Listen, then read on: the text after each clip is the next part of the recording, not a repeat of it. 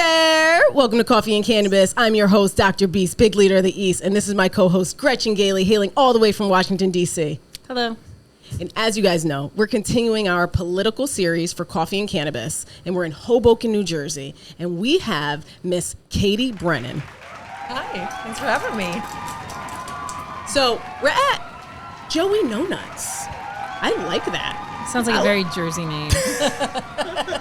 It is a very Jersey name. So you guys know we always get some coffee. We normally smoke, obviously, as you know. But in our political series, we've been holding it down a little bit differently, letting the politicians, be themselves. But we're always drinking some coffee. So this one is from Joey No Nuts. And we appreciate their owner so much for allowing us to host this podcast here, but also showcase their awesome shop. So make sure you come and support. And this happens to be your district, right? It is, all of Hoboken. Okay. All right. So tell us a little bit about how that even came to be. Because in my little bit of research of you, I know that you have a policy background, which I love. I have a policy background, and so does Gretchen as well. But then you went into advocacy, and now we're into actually becoming a politician. That's right. First time ever, right? First time ever. All right. Tell us about that journey. There's a lot of firsts in this whole election season. So I'm an urban planner by trade, and my background was in affordable housing mainly. But one of the things I've always loved about housing is that, to me, it's kind of everything, right? It's how close do you live to the train, and what district are your kids in, and is there healthy food and access, and just, it's a little bit of everything, right? And it's like, it's hard to hold down a good job or really function in your life otherwise if you don't have like safe, decent housing, right? But over the years that I was in the public sector working on housing, and then also I had kind of a very public fight with the state of New Jersey, and I became a sexual assault and gender-based violence advocate as well. So I've done housing advocacy, I've done advocacy in that space. And I think that, at a certain point, I just realized I'm a big policy nerd, but a very practical one at that. I know how to get stuff done because I've gotten stuff done. I've helped pass dozens of pieces of legislation, and I knew there was more that we could be doing. And then last year, New Jersey had earth-shattering change, which is New Jersey loves to be special, loves to be weird. We had the only ballot in the entire United States that was something called the line. And so it used to be like you were going down top to bottom. It'd be like Joe Biden, Cory Booker, Phil Murphy, if you were the ones blessed by the counting machine. And if you weren't, you were way off in La La Land, what is now called Ballot Siberia. And it made it so hard to win that mostly people just didn't even run. And so in my district, there was quite literally not competition the past several elections. And it's also very democratic. So it's like, okay, if you're the one that's hand chosen by the party and you're put in there and there's no one challenging you, that's it. We had a selection, not an election. And so it'd be that way in the primary for Democrat, Republican. And then last year when Bobby Goldbars Menendez was on his way out, the governor... It's quite a way to get paid. I used to live in Dubai. I know something about those gold bars. Yeah, nothing but style. The governor was trying to run Tammy Murphy, the first lady of the state of New Jersey, and now Senator Andy Kim was challenging it. And long story short, this is something advocates have been pushing for a long time, and the kind of timeliness aspect of that race, the judge had to make a decision, and Andy Kim basically killed the line. And so this was the first election really truly ever where post-line where, you could run without so-called machine backing or kind of county party blessing, but people didn't really know what was going to happen because, of course, they still have a lot of money and a lot of infrastructure, but it made this district really exciting because you had New Jersey, another way we're weird, we have multi-member districts, so you had two people running with the county, two people running with the mayor of Jersey City who's running for governor, and then you had Ravi Bala and myself who were running as Democrats, but independent Democrats, no boss. And that was just not something you'd ever really seen before. And we won. I have so many questions. That was a lot. That was a lot. Okay. First and foremost, because this show is really to educate people and get them to understand some of this jargon, and I mean, what is the political machine, right? I think everyone, it's such a term that's like thrown around, especially in New Jersey. We're such a political state. Like, oh, the machine, and then the average citizen and constituent, they're just like, what the fuck is the machine? What is the machine? Right. That's a great question. What does that mean? So the machine, it can be, basically it's, I think a succinct way of describing it would be like kind of the powers that be in our political landscape, or a lot of times it's kind of like the old school politicians. And in New Jersey, they're almost always connected to the county because New Jersey is very county-based. We have this kind of county-based system up until now of getting people on the ballot. The county endorsement meant a lot. And so here it's pretty synonymous with, we mean the county party, the county Democratic Party, the county Republican Party. And their endorsement is like, that was the way to win, right? And so when we're talking about the machine, we mean whoever is running the party and is sort of like the de facto kind of godfather and the person calling all the shots. And so it's, you're in with them or you're out, right? And if they don't like you, then you're not going to be their pick, certainly, to be the Hudson County Democratic Organization candidate. They also might make it very difficult for you to win or spend a lot of money against you, which is what happened. But it's the machine. You think of all these kind of cogs in the wheel, right? It's not just that. It's that there's all the mayors in Hudson County and the roles that they play and what's important to them, and when are you gonna kind of buck the machine or go with it, and how difficult or easy does that make your life? And there's been a lot of like going along to get along, right? Because that was really the only way to function for people. And same thing, and then that translates to Trenton and the state of New Jersey of, okay, you've got 21 counties and they've all got their kind of own machines, and everybody who was elected, by and large, got there like with the blessing or at the behest of their county outfit, right? And so there's only so much wiggle room to fight back or be independent, because if you did, then you better believe like you're getting kicked to the curb next election cycle, and they're not gonna have any of the money, any of the support, and that's what kind of held this power in place for so long. And this year now there's a handful of people that won that were off the line, as it were. And so we're really in a new landscape. But yeah, the machine is like kind of old school political bosses. And so it's, you've got these guys, and they're almost always guys, like in the vision of like cigar-filled back room, like that's very real, especially in Hudson County, and that's what it is. All right. So when I hear that, the way that I think about it, and I hope maybe people that need different language to really receive the message, right, is like, so you have a business, and some are grassroots startups that are self-funding or using friends and family, and then others have huge hedge funds or VCs that come in as conglomerates, right? Because it's everyone's money together.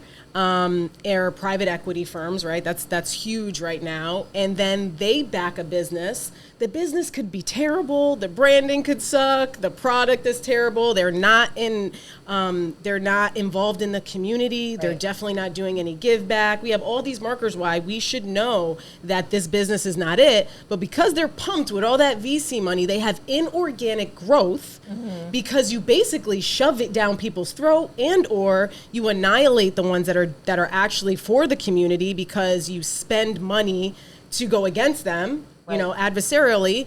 Does that kind of have some similarity? It's just like when you see Trump come out and threaten somebody with a primary. If you don't vote along my lines, I'm going to put someone in there and we're just going to annihilate you. Exactly. It's all about the money and the support. That the federal example is spot on. I think your business example is spot on. Like the VC-backed store, it could be awesome. It could be. Yeah. But Right. like it can go really, really far being kind of mediocre or bad, Right. you know, just because it does have all of the resources. And that's exactly what we saw for a long time, is that it wasn't necessarily the strongest candidate, and it wasn't the person who had to work the hardest or anything like that, Right. because they didn't need to. Right. Yeah. I mean, we just saw it this past week with Cuomo and Yep. Yep. I don't even know the other guy's Zoran name. Mamdani. I don't even know what his name is. Except that I know that Cuomo got beat. dropping shit. I got so excited. Cuomo got beat. Yes, he did. It's just kind of crazy. And it's the same way with like AOC when she came in and beat Joe Crowley years ago. Everyone expected that was going to be the way it was going to continue on, just usual status quo. Zoran, you took me out my fucking seat. I mean, that's what's so exciting. Is So like that interesting. was so hard. Like people in Jersey would be like, "Why can't we have an AOC? Why can't we have this?" And it was just because it was so difficult. And like what both of those candidates were able to do is like, yeah, the other people did have more money, but they didn't do the work, or they didn't resonate, or like Crowley all those years ago with AOC, like he just like I took it for granted, took his community for granted. And if you really pound the pavement and you're knocking on every door, like money can't do that for you. People want to connect. I don't Right. care Right. what day and time it is. People want to connect with their politicians, and especially feel like now in the day of transparency and all that jazz, that they actually know who this person is and are willing to go to bat for them. And I think that's a huge thing. And I think especially trying to bring in younger voters, you need that kind of connection. Right. It's not just like the line, I guess y'all call it. Yeah, it was a just line vote because no. it was literally I'm like sure top it to was. bottom. Like you'd see signs that say "Vote column A" all the way because he was always column A. That's amazing. It's so bad, but yeah, it's people. And I think there's also just like a layer of dissatisfaction with everything, right? And it's like, okay, like what have you done for me? And if you can't show the receipts, Right. people are they want something different. Yeah. What do you think that message is being sent? Like, you're independent. You probably spent less. You didn't have as much. They're spending to go against you, and there's upsets, multiple upsets. What do you feel like that's really sending a message like to the whole entire state and nation? In New Jersey, I hope that it sends a message of one, it's possible. Two, kind of like watch out, Trenton. There is a new day, and I think for me personally, there's been a lot of this sort of like play it safe or don't upset the apple cart, or like we're going to cater to sort of this imaginary idea of who we think our voter is. And whereas, you know, like every single door that I knocked on, every single call that I made, by and large, people want the same things. It's really expensive to live here. They're worried. They're worried about the path. You know, like it was, and we can all agree on that. And if you don't see that that's what people are delivering, you know, like what real steps have you ever made? But so I hope it sends a message that, okay, like you can speak out and you can say something that your kind of leadership may not like, but people want to see something real, and they want to know that you're trying, and that is more important than whatever kind of powers that be. And I hope that like empowers people to feel a little freer, and then we can actually get shit done in New Jersey. Do you think it's also sending the message to the Democratic Party that status quo is no longer acceptable? Yeah, I do. That people, for so long, especially starting with Joe Biden and trying to figure out what direction the party should be going, that they have to try a new path. Yeah, I do. I have been really frustrated for a number of years of this idea of like, oh, well, we have to have like the safest person possible. And like, I think Zoran Mamdani is a great example. And that's not to say like everywhere has a Mamdani at all. But I think what it is like, you know, like AOC and then Andy Kim both did something after the last presidential election where they were talking to people who voted for Trump and them, right? And you're like, how is that possible? But Andy Kim and AOC are very different people, but what is the connection? It's like people feel like they can trust them and they're saying something real. And this idea of like, well, if I just never say anything to upset anybody, then I'll get elected. And it's like, no, just like actually stand for something. And then people will get excited and they'll come along for the ride. And I'm really, really hoping that the Democratic Party can see that. It's the great Alexander Hamilton to Aaron Burr. What will you stand for, right? Will you stand for nothing? If you stand for nothing, what will you fall for? If you stand for nothing, what will you like? Come on, theater kid after my own heart. I have a deep love for Alexander Hamilton. Listen, I'm a patriot. Apparently, it's a crime nowadays to be a fucking patriot. That's a whole nother thing. Not in my party. Well, they got other problems. They also don't like that I'm a patriot that likes weed. So, speaking of that, I too feel like, we are in a space where people feel afraid to speak out for things that they know are right, which is, again, even why we do this podcast to bring this information. But, in my industry is highly political. It's become politicized when it really didn't have to be honest. But greed, corruption, everyone wanting control of the money, the revenue coming in. And, sometimes you get villainized when you are really speaking out for people or speaking truth. And I feel like cannabis is in that space now where we can't move forward because those that are, bold like me that will speak out for what's right, they've been sort of shunned. The other ones just sort of want to get along, right, to get by. And then you have some other efforts now happening on the federal level with some athletes, and we're trying to go the celebrity route, right? Or people are enamored by celebrities and athletes. What are your thoughts? I mean, having a policy background, what are your thoughts on cannabis overall? But just, even in Hoboken here, there's 6 licenses that were given out. This is now something that's supposed to stimulate the economy. What are your thoughts in total? Yeah, I'm really interested as I've seen it. Hoboken, there's 6 here. There's a ton in Jersey City.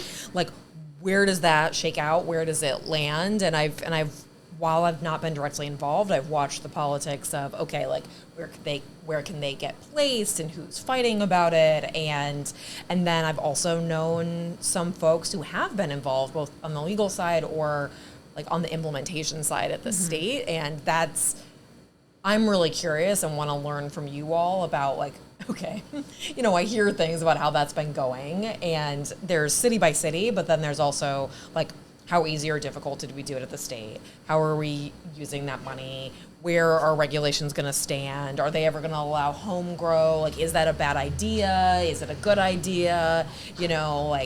Is there a way ever to override some of the towns who have said they're doing X, Y, and Z? Right. Like, I think that's where I don't know the answer, and would love for people to tell me, like, okay, this is what's working, this is not what's not working. And especially since, like, I remember years and years ago, I knew some folks who were working for legislators, and they like went on a trip to Colorado, I think at the time, and to just look at models. Sure. But now there's so many, right? Now there's so many places. Right. And like, where is it where I would hear, when I worked for the state of New York, I'd hear whisperings about, again, I wasn't directly involved, but I'd hear like, this isn't working at all. There's all these unregulated shops and they're crowding out, or like, this isn't fair.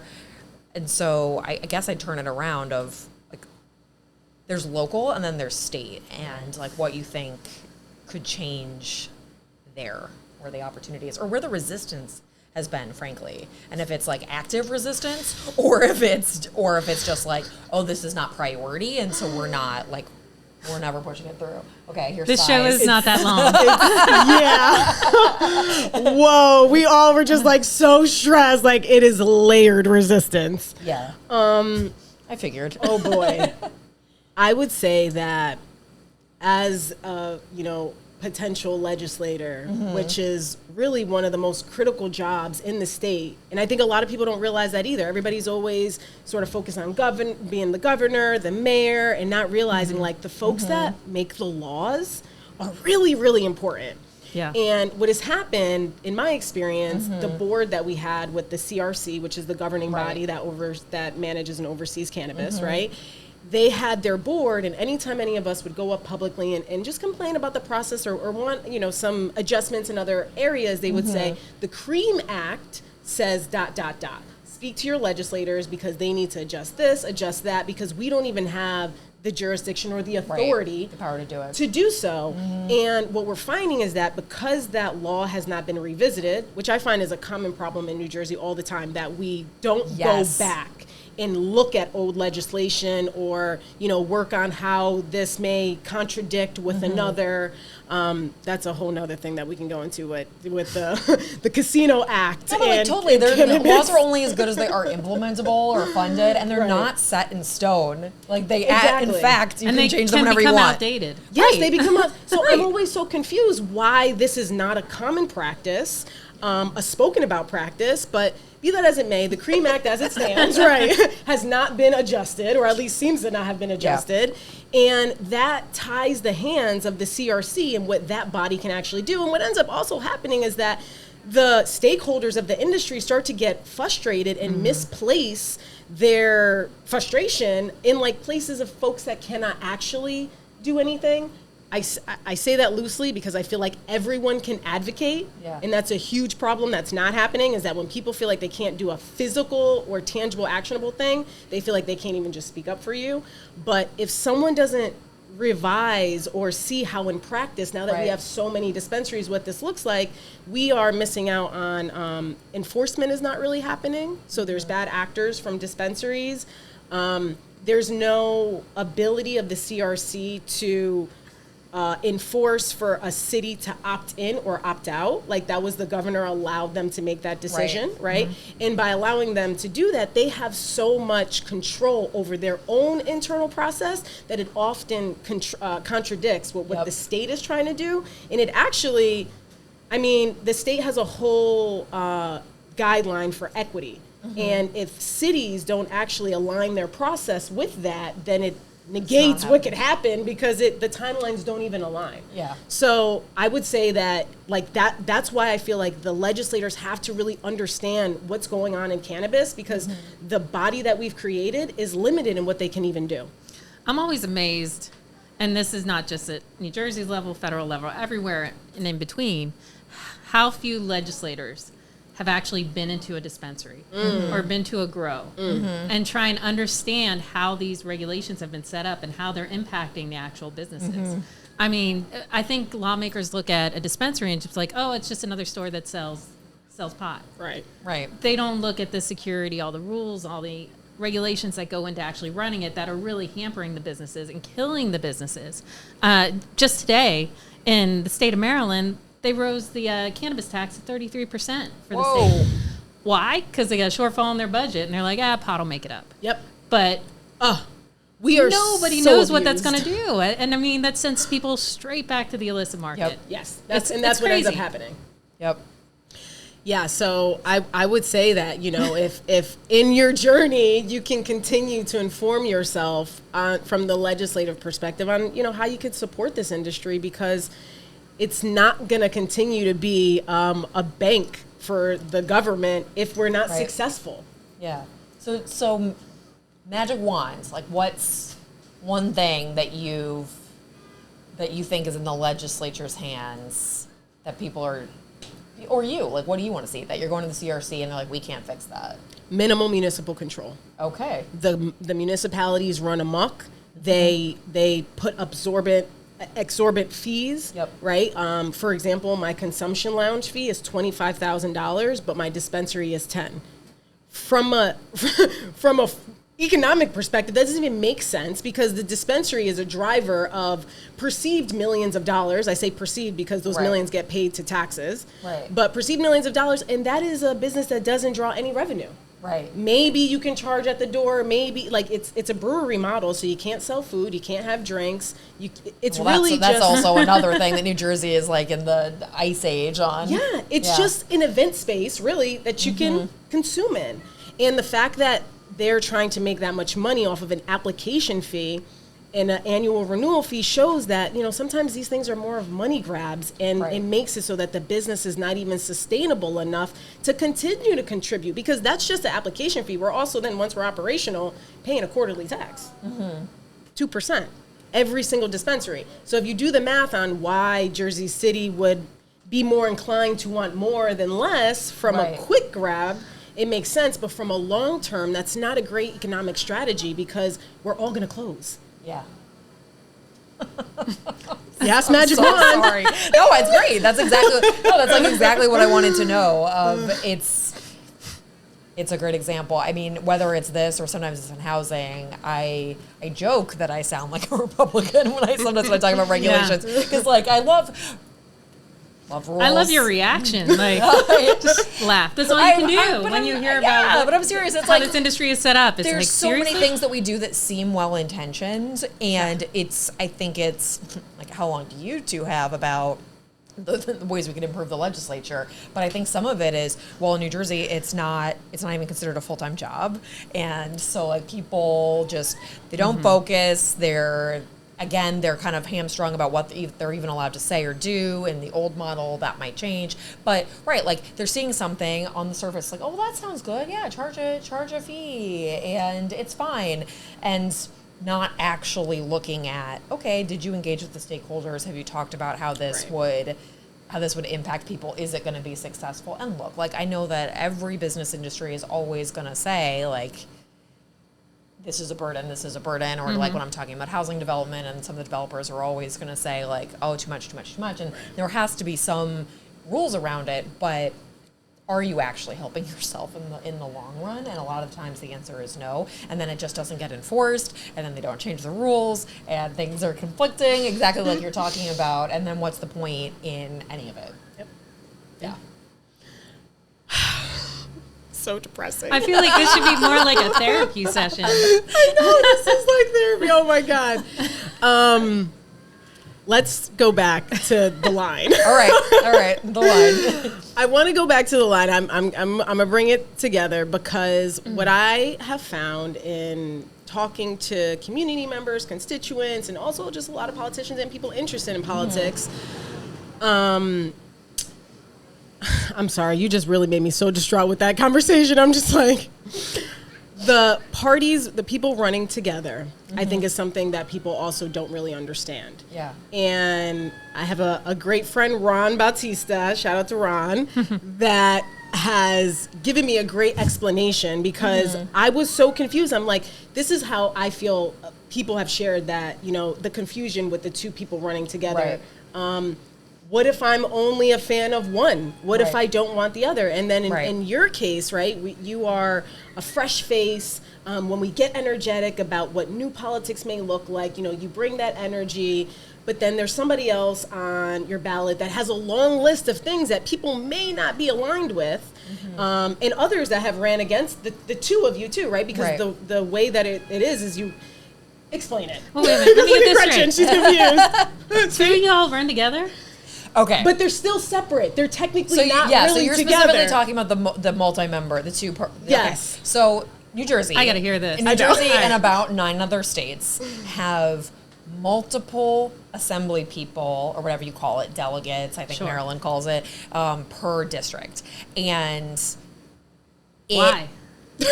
Great question. Okay. I think there's even states who have had it and have gotten rid of it. And so you just have a smaller district with fewer people, but they're distinct. I don't have a good answer for why this is. Okay. And frankly, in the past, it's kind of always been here, there's one for Hoboken and there's one for Jersey City, which extra makes no sense because 75% of the district is Jersey City. Right. It's just way bigger. It's not even the whole city. Why don't they do it based on population? Well, it is. New Jersey has 80 assembly members. Okay, 80? 80. Got it. There's 40 districts. Perfect. Every district has 2. Wow. And so that's insane. We don't know. And you cover you're the not even whole full-time. thing. And you cover the whole area. Every district in New Jersey is about 240,000 people. Every district. Yeah, so it is done on population. All right, okay. It's done on population, so they're about... Can I get a pen? So 120,000 per... Because I need to make it make sense. 240. But per person, because y'all got 2 per district. Yeah, okay. That's we'll buy that. That's a way to look at it. Okay. And... So, again, in the past, when it was always here's the 2 people that the county party is running, and there's just not a lot of questions asked, and here there was probably no competition, right? So it's just like, these are the two people. And because, especially here, this is not the case in like Bergen County where every town is this big and there might be like 20 towns in your district. Here, where it's, okay, you have Hoboken, you have Jersey City, and in people's mind, it was like, this was the Hoboken person, this was the Jersey City person. That even further complicated it, because people like really did not understand that there were two. So when I was knocking on doors the past however many months, this came up every single day. People would say, oh, you're a Democrat, I'm going to vote for the Democrat. I'm like, cool, there's 6 running. Because that was new for people. Yeah. And then people would say, oh, well, I'm going to vote the Democratic line. Great, there's no line anymore. Oh, and it was really complicated because there's 2 people that are running with Steve Fulop and there's 2 people that are running with the county, which means that they're kind of running with Mikey Sherrill, but not really. And in the past, they would have been connected to Mikey Sherrill, but now they're not because now we look like every other state where it's, here's all the people running for governor and here's all the people running for assembly. Right. That's how it should be. That's how we are now. This is how stupid this is. So bear with me for a second. Can't wait. So we talked about how Andy Kim upset the line last summer. Then that meant that the legislature, the judge said, this is unconstitutional. You can't do it anymore. So then the legislature has to design a new ballot. And they could have just said, like, it's really not that hard. It could have just been like, everyone knows how to do multiple choice. Again, here's all the governor candidates. Here's all the assembly. No. This is New Jersey, and they were trying to hold on to their power. So they held all these hearings, and they had a bazillion good government people come in. And then, of course, we get to the in-person hearing where they're going to vote this proposal out of committee. They're changing the language beforehand. It's not really public. They make us wait 4 hours before we can even testify, and they just unanimously pass it out. In that bill, when they were designing it, they wanted to do all kinds of screwy things. What we ended up with was not that bad, but they did one very odd thing. They made it so that you were essentially bracketed with a person. You don't have to be. And what do I mean by that? So there's a world in which I ran for assembly, and Ravi ran for assembly, and Jessica ran for assembly, and you just pick 2. Right. Like, that's how it's supposed to be. Sure. But in New Jersey, they said, because there's 2 spots, and they want it to look like you have to vote for our 2 people. They want it to look like these people are connected. Because you really can pick. So it's all a scam. It's all a scam. Well, it's a perception. Yeah, it's a perception to the person who's voting. Right. And then people are like, oh, well, is it like governor, lieutenant governor, where they are like physically connected? So no, you can vote for 2. It can be any 2. It sure doesn't look like that. And what New Jersey did was, you are going to be physically connected to this person, and we are going to connect you based on your ballot slogan. So, and not even every state even like allows if they you rhyme. to have slogans. Yes, they all say a thing under them, like Democrats for change, Democrats for love, Democrats for I don't fucking know what. For the people. And in New Jersey, I think we're the only state that lets you have a party endorsement. So Hudson County Democratic Organization, their 2 people have that. And at first they were going to say, you can't even call yourself a Democrat if you're not the county blessed person. And then it was like, that was going to be legally challenged. What? So, okay. So now now they say, okay, there's 2 people and you're going to be physically next to each other, and we're going to draw you, like imagine like a bingo ball thing. Sure. And it's spinning around, and they reach in and they draw your order. And it should be like, you're number 1, you're number 2, I'm number 3, just luck of the draw. No, now you're attached to somebody. So if you don't attach to somebody, by us attaching 1 and 2, we are upping our chances of having a good ballot placement. Right? Like, because if we're attached together, then we're either going to be like number 1 or number 2, or number 3 or number 4. Right. Whereas if we're separate, you could be 1 and I could be 6. Right? And so that's why they glued them together. And it's so stupid because that is, and again, like the judge has sort of foreshadowed that, again, this might be problematic, which it definitely is. You think? Yeah. You say this, like, you sit in these committee hearings and people act like, oh my God, the voters won't understand how to do multiple choice, or the voters won't understand. I don't understand any of this. It's just like. So, okay, all right, time out. So, you are attached to someone on the ballot. Yes. He was the former current mayor of this city. Okay, fantastic. So, say they like you. Yep. Hate him. Yep. And can they just vote for Yes. you? But they don't really do that. But not everybody knows because that. on the ballot, it's like you two have a little line together, a little heart around you. This is a pair. Well, that is what they were going to do. They were literally going to make it look like you're in the same box. And now at least there's a line dividing every person. So we each have our own little Excel grid. But like people advertise it. You would see these signs, again, like the way the county party's always done it, where they're like, vote 3A, 3B, whatever it is. Yeah. And it's not even the people's names, it's the ballot position. And so, no, you can vote for whoever you want. And a lot of people did. A lot of people did split votes. But there was a ton of education about that. And it's not that people don't understand multiple choice. Like in any election, like you vote for school board here in Hoboken, you vote for the council at large seats in Jersey City. Like everybody knows that you can, like, you pick 3, right? But they do a lot to make it seem like, this is a package deal. Y'all should just throw in some hanging chads and like just have a good old time. It'd be amazing. It's nuts. Or like it was also a great example. Like they were having, so both Hoboken and Jersey City have trigger ordinances where when the state allows ranked choice voting, we can have ranked choice voting. And like this would have probably been a good example of how to do that, because in the primary elections in New Jersey, there is no runoff. So like everybody won with like pretty slim margins, right? Sure. And it also would probably put a damper on negative campaigning, or like in the mayoral that we're gonna have fully half the city council's running for mayor in Hoboken, which is insane. And then in Jersey City, it's everyone. It's just everyone is running for mayor. And and then there's going to be a runoff election almost guaranteed in December. So now you've had a November election. Everyone is so tired. They have their mailboxes full of lit. They're getting called and door knocked every single day. Then it's Thanksgiving. Now it's the beginning of December. No one knows there's another election. The weather's probably really shitty. Right. And like, oh, surprise, you actually have to come back. Vote again.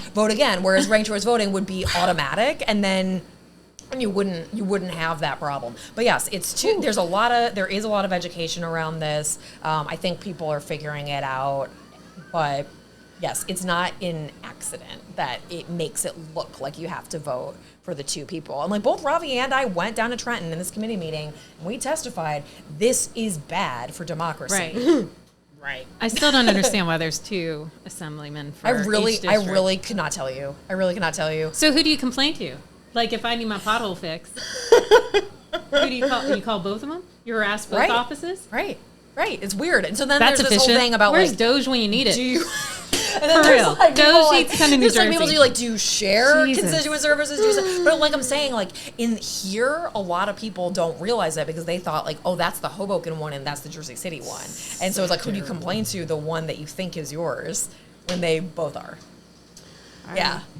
Well. Y'all would love me. I love to call politicians and complain. I would love 2 of them to yell at. Honestly, that'd be amazing. Everyone should call politicians and complain. I'm so serious. Like if you're the person who shows up at the council meeting like 3 times, they will learn your name because nobody does, and you squeaky wheel gets the grease. I put my number on Twitter before the election, and you would think Not like a good I'm idea, going to not a good plan. you, but everyone says that. People don't call. Yeah. People do call, but it's not some deluge. Like really, like more. I look straight in the camera. More people should call. I'm so serious. Yeah. Whoa, Dude. I told you, people are confused. I wondered why you wanted to do this podcast about New Jersey politics. And I was like, it's just Jersey. Whatever. All right.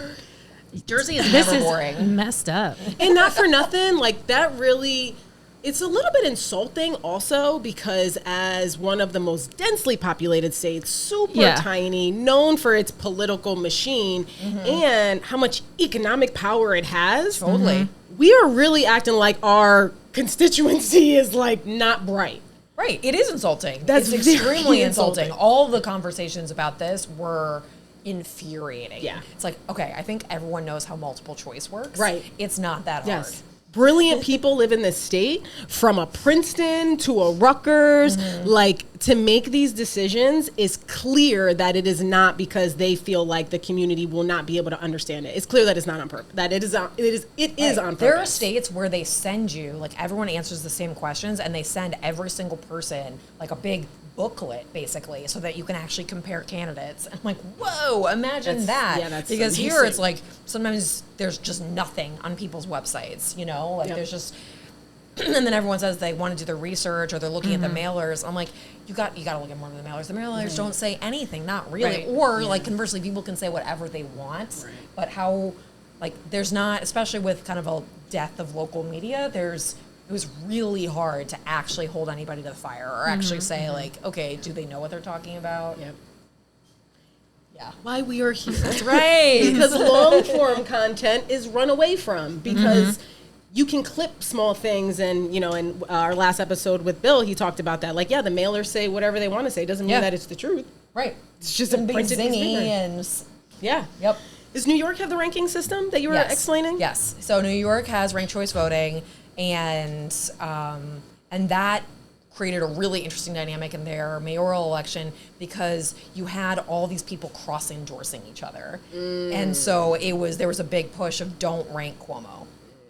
And or it would be ABC, anyone but Cuomo, or like it initially was don't rank Eric at a like something spelled dream. It was like Eric or Andrew Cuomo, basically. That's pretty good. It's pretty good. It's pretty good. And that's why you had like Zoran Mamdani and Brad Lander and Michael Blake and Adrian, like all these people cross-endorsing each other, because if you filled up your 1 through 5, it's kind of just like, okay, you want plain pizza, they don't have it, so your second choice, like, do you want mushroom or do you want pepperoni? Like, that's all it is. Like, what is your preference? And if you don't rank Cuomo, then what happens if, okay, your first choice was cheese, they don't have it, now, like, your vote goes to your second choice. Yeah.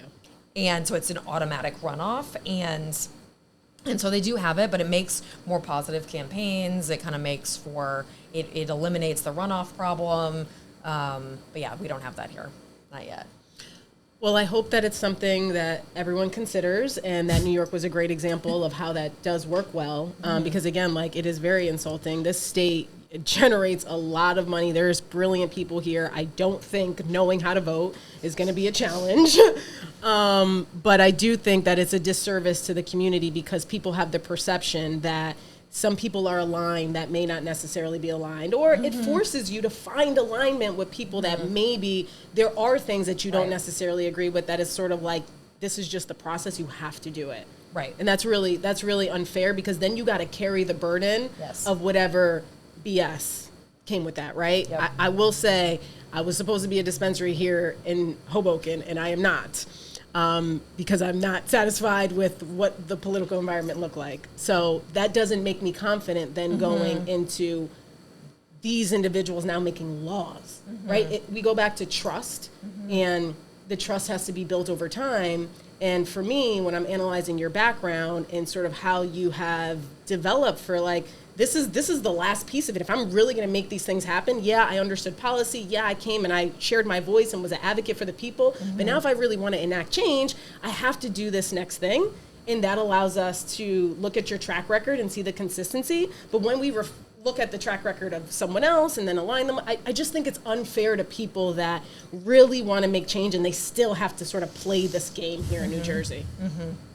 It's changing. It really is. And I'll tell you what, if you're dissatisfied with the federal government or anything that's going on right now, like, this is running for office, great coping mechanism.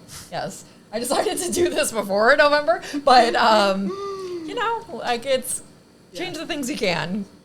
My last question, and on that same topic, run for something. Yeah. I saw that group was endorsing you, and it's been something that's been popping up on my feed now, and I'm like, is this how they're trying to, like, get people? Like, you get to the point where you yell and scream so much, and the people that you have to yell and scream to are at the next level. Do you just go and be a part of from the inside and do the work, you know? Yeah. I feel like I always have that battle. I sometimes feel like when you get in, you see a couple things happen. See how the sausage is made. You really see how the sausage is made, and then you're discouraged, or you gotta just play along to get along, or you turn into the machine. Right.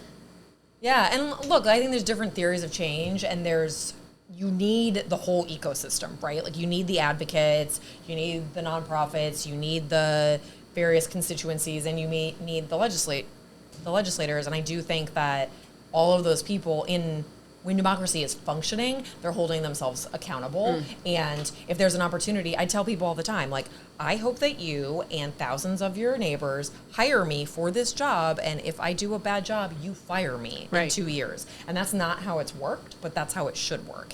And, you know, like, I need to hear from people, and then I can tell them, okay, here's like the options, or here's what we've got, or this is the right level of government to help pull this lever. But I do think the more people should do it, and something like run for something, especially any marginalized group at all, like, people say you need to be asked 7 times or something like that. And it's like, to get you to run. And it's nice to have that leg, or just in the beginning of this, I felt like a kid who hadn't done her homework. I'm somebody who has been around this space, or have worked on other people's campaigns, and I still felt like, oh my God, like, there's so, like, who do you even talk to? Who do you ask? There's so much to learn about this. And that's where organizations like that, or there's another one called the First Ask, that they help say, okay, like, we'll point you in the right direction of some people you can talk to about this. I appreciate when you say, hire me. If you don't like me, fire me. Right. Because so many people, they put it out there all the time. Oh, we need term limits, yada, yada. They're called elections, people. You don't like somebody, get rid of them. Yeah, Get rid of them. It's ridiculous. Show up and vote. How hard is this? Hudson County has the lowest voter turnout in the state, election after election. That changed. I don't know how we are compared to the other counties quite yet for this immediate election that just happened, but we did see turnout skyrocket now that we had an actual competitive. It's like, imagine that, like, you have choices and people come out to choose something. And so I hope that that direction continues, because, like, especially in this area, we are a huge economic driver. We're super dense, and, like, we haven't always been taken seriously in Trenton, and that's because, like, we don't show up. Yeah. I want to ask a question that actually was Gretchen's last time, because I feel like it's important to understand, like, I mean, I'm assuming you're pro cannabis, right? Otherwise, I don't think you'd be on the show. I was like, no. Gretchen has posed a question about like legislators and just really politicians as a whole supporting the industry and going to speak for the industry rather than allowing the stakeholders to continue to, you know, fight the fight. Is that something that you would do, something that you're interested in? Because, again, the economic piece, I feel like they don't necessarily piece together. And by, you know, the local government saying, hey, we need this money, and you guys not doing this work over here is impacting something that I'm putting in my budget. Right. Let me get clarification about, in a way that the kind of the industry leaders, or like yourself, should be speaking and the legislators are speaking for them, or you want it the opposite of we want the legislators both. Need to advocate. So, okay. like, of course, businesses and folks should show up and talk to lawmakers, but when it gets to certain levels, it almost feels like someone from a more local level going to their governor, saying to them, my district needs this. Well, yeah, because the legislator probably doesn't want to own it. Yeah, not at all. Or they're afraid no of one it. wants to own pot.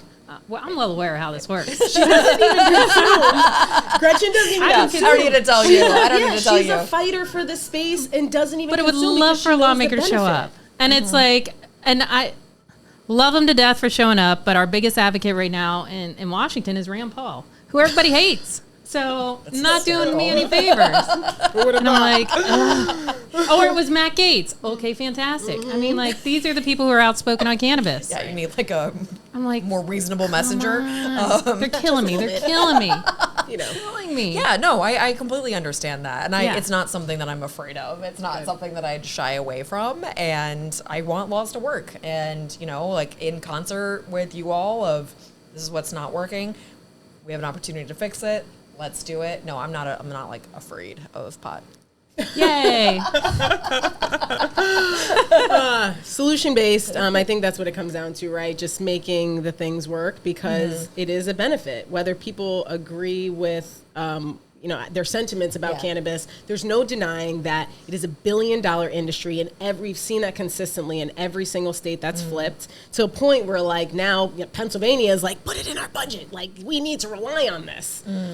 So we need people to fight for us in the same capacity that they need us, and I think that's all we're looking to continue to garner is politicians that are bold and whatever their opinion on a certain thing, they're still going to fight for their business owners, for their constituents, and for stakeholders in spaces. Yeah. Totally agreed. You got anything you want to tell the people? Please vote. So we just had a primary election, but in November, the governor's going to be on the ballot. If you're in Jersey City or Hoboken, your mayor and council is going to be on the ballot, and then I'll be on the ballot again. So that was the primary. Now it's going to be Democrat candidates, Republican candidates, you pick. But seriously, vote. And what I said earlier, call me. 201-898-0605, or you can email me at katie@katiebrennan4nj.com. I'm so serious. Be that squeaky wheel, say what you need, and I hope we can chat. I love it. Gretchen, you got anything? Do y'all have Republicans in Jersey? Oh, they're here. They're here. Oh, yeah. They're here. This district, look, don't take anything for granted. It's highly likely that I will win in November. Yeah. But we got, actually, I think there's like 53 Democrats in the legislature and the rest are Republicans. All right. Because you got 2 of each. That's how you get those numbers up there. That's ridiculous. Scam. Such a scam. All right, guys. Listen, thank you for tuning in with us. I know this one might have went a little bit long, but Katie's been so incredible. Obviously, we learned so much about her and her campaign, but also Hudson County, how things work. We have to educate ourselves so that we understand what these new changes are. Shout out to Andy Kim. That was Shout out. Yay. crazy for breaking something that shouldn't have been broken in the first place. Shout out to Joey No Nuts. Come check out their coffee shop. Check out everything going on in the Hoboken area that hopefully maybe soon you will be representing Jersey City and Hoboken. That's right. Right, not just one. Until next time, this is Coffee and Cannabis Political Series. Peace.